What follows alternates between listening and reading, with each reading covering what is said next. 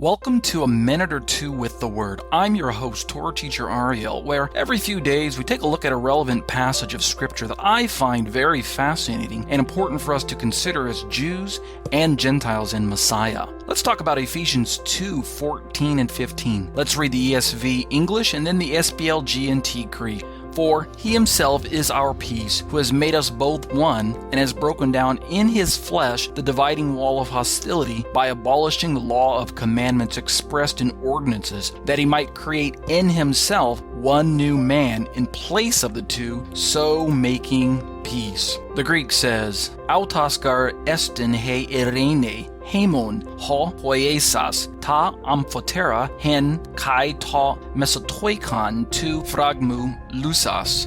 Tain echthron en te sarki autu, ton naman ton entalon, en dogmasen katargesas, hina tus duo katise, in hauto es hena kainon anthropon, poion erenin. I will start with Ephesians 2:14 to build context and then work towards Ephesians 2:15. It is commonly taught that the dividing wall of hostility being broken down was the law of Moses, the Torah. In my study and teaching of the Bible, I firmly maintain that the barrier being destroyed cannot possibly be the Torah, because the Torah never commanded a dividing wall of hostility between Jews and Gentiles. The dividing wall of hostility in Ephesians 2:14 was the vile, man-made social class caste system set in place by oral Torah and Jewish leaders seeking to keep a social and religious difference between Jews and Gentiles. Religious Jewish pride and Gentile resentment of that pride fostered the shared social hostility. Jesus came to establish once and for all that Jews and Gentiles in him constituted a spiritual Israel within national Israel. Read Romans 9:6-8, 9:23 and 24, and Romans 11:1-7. The remnant of Israel is this spiritual Israel within national Israel. In the remnant, Jews and Gentile believers were equal, something Paul states later in Ephesians 2:18-22.